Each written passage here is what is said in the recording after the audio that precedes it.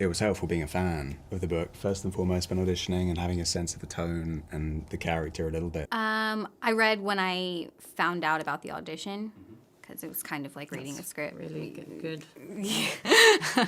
That was my way of just determining if I liked it or not.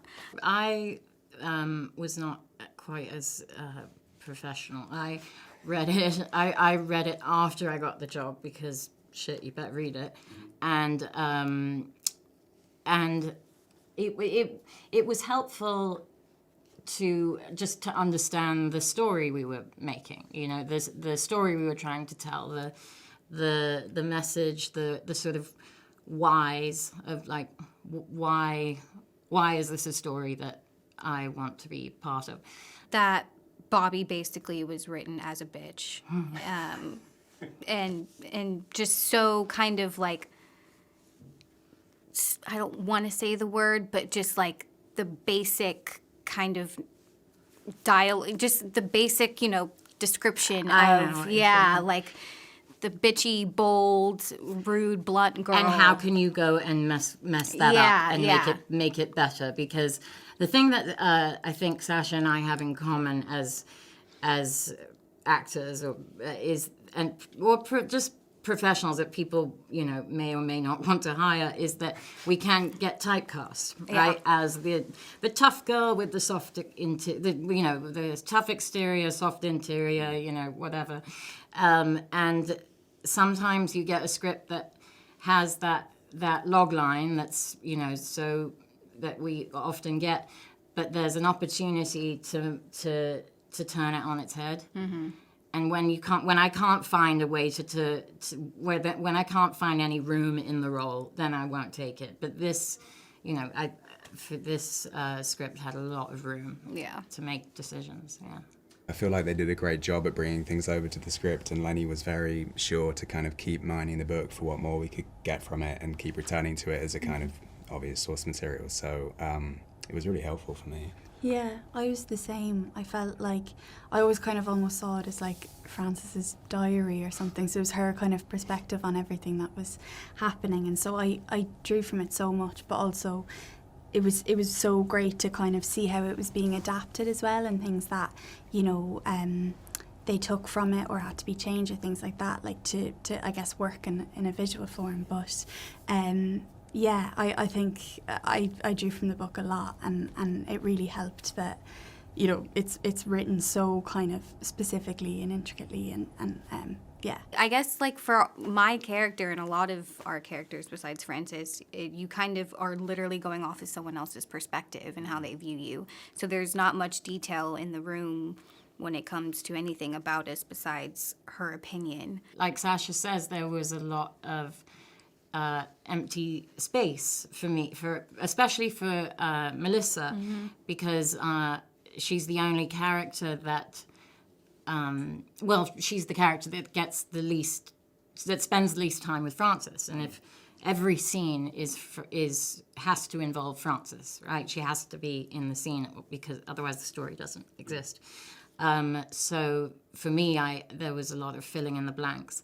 For a number of reasons, I think our characters, I think we can see shades of ourselves in all our characters. They're all very complex and grounded and flawed. I think she's quite modern in what she's writing about, particularly with this book. It feels like a kind of modern love story, and the themes that it's touching upon, whether you can love more than one person and how we find love outside of kind of conventional constructs, is quite a modern-ish concept, and I think lots of people latch onto that. And I think she's just like very observant and often funny and moving, and just like a brilliant writer, I guess. Yeah, I think there's such, I guess she's talking about such universal things that we all go through, and like coming of age and love and heartbreak and, you know, your place in the world and all that. But I guess the language she uses is so kind of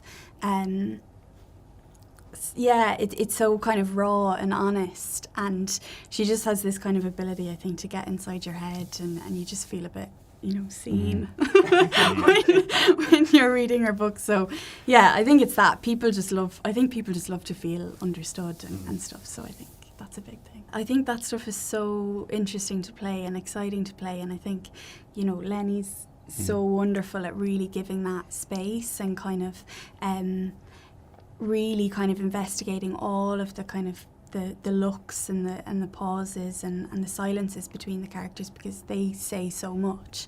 And so I think, you know, having the book and then also having those kind of mapped out in the script, I think it's just such a joy to get to explore that stuff and kind of the power of those little moments and how much of a story that they can tell. I guess so. I feel like for the two characters, one of the ways they are actually able to communicate is physically, because they're so rubbish at like talking Yeah. and saying what they're feeling.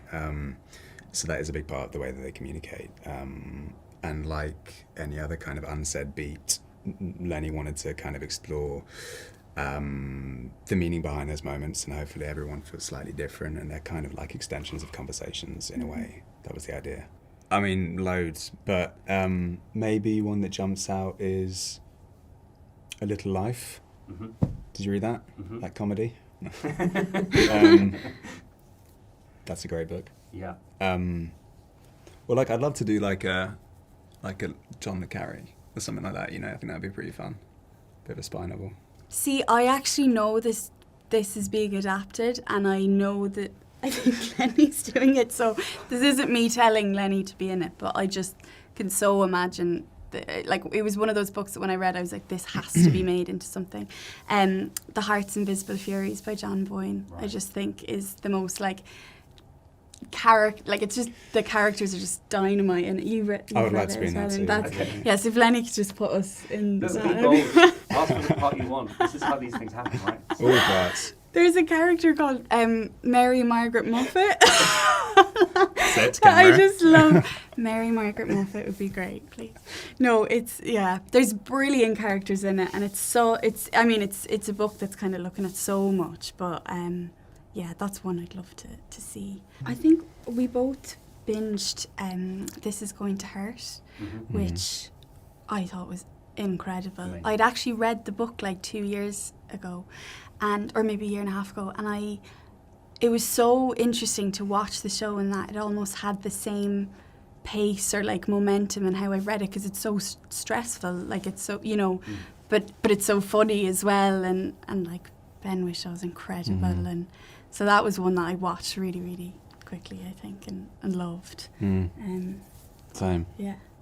Well, so we get a part for Ben Whishaw and Hearts of Invisible Furies as well. Then Oh my get God, he together. would There be you go. so good in that. That Hey, Casting needs to director. happen. that's my gift to you both. Okay.